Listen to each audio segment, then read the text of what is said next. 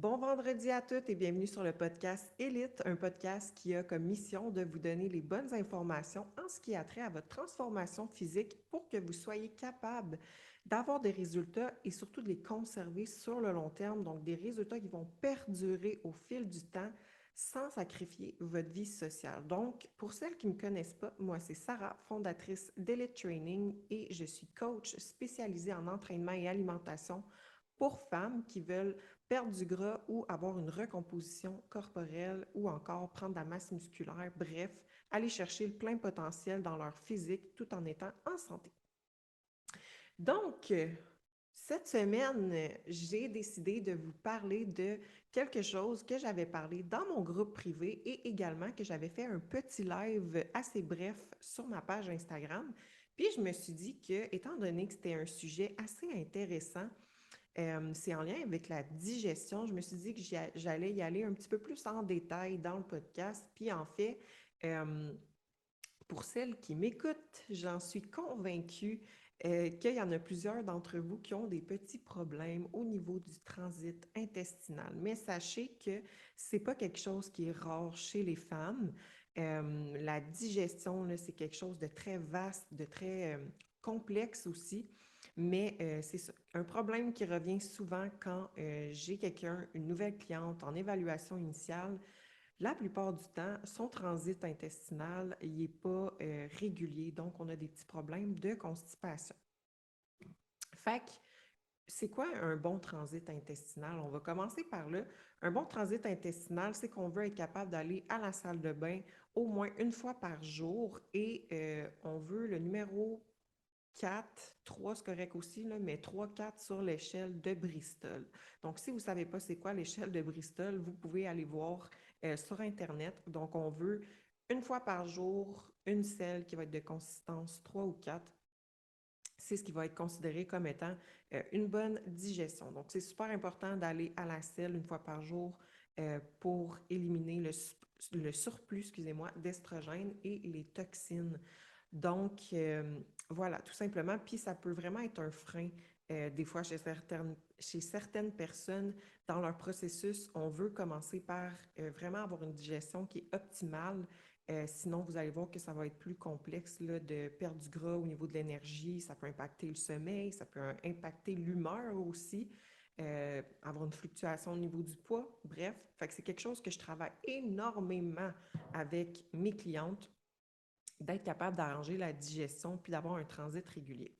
Fait qu'un point qui est super simple à regarder, dans le cas d'une fille, d'une femme qui n'a pas de problème en particulier, exemple au niveau auto-immune, système immunitaire, d'intolérance, d'allergie, etc., on va prendre vraiment une femme qui n'a pas de complications en tant que telle, mais qui a de la difficulté à aller à la salle de bain. Un point qui est simple à regarder avant de s'embarquer dans des gros processus, c'est simplement sa quantité de fibres qu'elle va manger dans une journée. Parce que ce que je me suis rendu compte chez des clientes, justement, que je travaillais avec elles, et je l'ai expérimenté moi aussi, c'est de ne pas manger assez de fibres. Donc, ta source première de fibres devrait être, en fait, devrait venir de tes aliments, surtout des végétaux que tu vas manger. Donc, quelque chose que je me suis aperçue, c'est qu'il y a beaucoup de personnes, de femmes, en fait, qui ne mangent pas assez de légumes. Puis, c'est un point super simple pour améliorer votre digestion. Fait que, en fait, ce qui arrive, c'est qu'on recommande en général pour une femme de 25 à 30 grammes de fibres par jour, mais la plupart du temps, je vais vous dire que ce n'est pas suffisant pour avoir un transit régulier. Fait que dans le fond, les fibres, ce que j'ai remarqué, c'est qu'on peut pratiquement augmenter le double de la dose recommandée pour vraiment être capable d'avoir un transit régulier chez la femme. Fait que les fameuses fibres, en plus que oui, d'améliorer le transit intestinal, ça va aider à réduire l'inflammation, ça va aider au sentiment de satiété, donc avoir un petit peu moins faim entre les repas, stabiliser la glycémie qui est le taux de sucre dans le sang. Donc, c'est super important d'avoir une bonne quantité de fibres. Puis, dans le fond, ce qu'on veut, comme je vous ai expliqué, c'est de manger suffisamment de légumes. On veut que ce soit une bonne source première de fibres provenant des végétaux. Donc, de manger suffisamment de légumes, mais pas seulement des cocombes ou des céleris. Parce que la plupart du temps, c'est qu'il y en a qui me disaient, ben, je mange 2 tasses par jour de légumes, mais ces légumes, c'était une tasse de cocombe au dîner puis une tasse de céleri au souper. Puis on sait que ces deux légumes-là, c'est pratiquement le 90% d'eau. Oui, il y a un petit peu de fibres là-dedans, mais c'est pratiquement juste de l'eau. Puis bien franchement, la plupart du temps, c'est pas assez pour être capable d'aller aux toilettes suffisamment avec ça. Fait qu'on veut une variété. L'idéal, c'est d'avoir vraiment une belle variété au niveau cru, au niveau cuit, pour aller chercher différents bénéfices, puis aussi d'aller chercher différentes couleurs. Oui, c'est intéressant les légumes verts. Idéalement, on veut la moitié vert, mais l'autre couleur, l'autre moitié, excusez-moi, de couleur. Fait que vraiment d'avoir une belle variété des légumes pour aller chercher différentes vitamines à ces niveaux-là. Donc, différents bénéfices aussi. Puis ensuite de ça, c'est sûr qu'il y a d'autres choses dans l'alimentation qui contiennent plus de fibres. Exemple, l'avoine, le riz brun, tout ce qui est amandes, les noix, ça aussi c'est intéressant. Il y a des fibres là-dedans qu'on peut aller chercher. Les petits fruits, framboises, mûres, fraises. Donc voilà, ça peut être des petites choses simples aussi à intégrer, autres que les légumes. Puis en fait, c'est qu'il existe deux types de fibres. Donc, il y a des fibres solubles et il y a des fibres insolubles. Les fibres solubles, c'est des fibres qui se dissolvent dans le système digestif, puis ils vont venir ralentir la digestion, augmenter le sentiment de satiété et réduire le cholestérol, donc stabiliser la glycémie. Puis pour les fibres insolubles, ces fibres-là vont pas ils se dissolvent pas dans le fond. Ils vont fermenter grâce aux bactéries de l'intestin qui produisent des acides gras à chaîne courte. Puis c'est ces fibres-là qui favorisent dans le fond la digestion. Fait qu'ensuite de ça, on a des suppléments de fibres. Donc, assure-toi, regarde là, juste pour le fun, pèse tes légumes par repas présentement, combien tu en manges. Si tu vois que ça t'en donne 100 grammes, commence par augmenter à 150 grammes par repas. Puis par la suite, si tu vois que ce n'est pas suffisant, augmente à 200 grammes par repas. Puis, tu sais, des légumes, tu peux en manger le matin aussi, là, comme je dis, tu peux en manger n'importe quand. Fait que soit que tu augmentes tes légumes au dîner ou au souper, tu vas chercher un 200 grammes ou tu sépares ton 400 grammes total de légumes dans ta journée pour en manger un peu le matin, un peu le dîner, un peu le soir, bref, ainsi de suite. Fait que juste d'avoir une quantité approximative pour savoir comment gager, dans le fond, tes légumes. Puis ensuite de ça, si on voit que ce n'est pas suffisant parce que ça se peut, puis on s'entend que pour certaines personnes, surtout si tu n'aimes pas les légumes, ça peut être un peu plus difficile de justement augmenter ces légumes. Donc, ça peut être intéressant d'aller regarder les suppléments de fibres. Donc, il y a différents mélanges de fibres. Il y a des fibres qui se vendent en capsule, mais il y a des fibres aussi qui se vendent en poudre. Donc, on a des mélanges soit de fibres qui vont contenir du psyllium, des fibres d'acacia, excusez-moi pour la prononciation de ce mot-là, de la bêta-glucane, du lin, des pectines de pomme, fait que ça va être comme un mix. Puis, on a aussi des fibres que ça va être carrément juste le psyllium.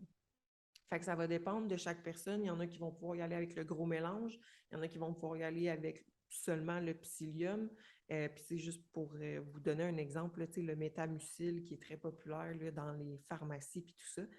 Ça, la plupart du temps, c'est juste du psyllium. Puis si vous allez dans un magasin de suppléments, ils ont soit juste du psyllium, puis ils ont beaucoup aussi de sortes de fibres que ça va être tout mélangé. Puis certaines fibres, dans le fond, ils ont des propriétés aussi prébiotiques. Ça veut dire qu'ils vont venir, ils servent un peu de nourriture aux bactéries dans l'intestin. Fait il y en a des fois qui veulent prendre des probiotiques, mais en fait, tes intestins, ils ont besoin de prébiotiques aussi. Puis des fois, juste des prébiotiques, ça va être correct, puis tu n'auras pas besoin de prendre des probiotiques parce que tu vas venir déjà nourrir tes bactéries dans ton intestin. Puis parlant de bactéries dans l'intestin, ça me fait rappeler à une question que j'ai reçue cette semaine, puis ça vient assez souvent parce que c'est quand même assez fréquent, je dirais. C'est que quand tu es habitué on va prendre en exemple une fille qui a pas vraiment de bonnes habitudes alimentaires ou qui mange un peu n'importe quoi, puis là, elle décide de s'embarquer dans un processus puis de suivre vraiment une structure alimentaire, ça se peut que la première semaine, elle ait des inconforts digestifs, même si elle a switché pour une meilleure alimentation.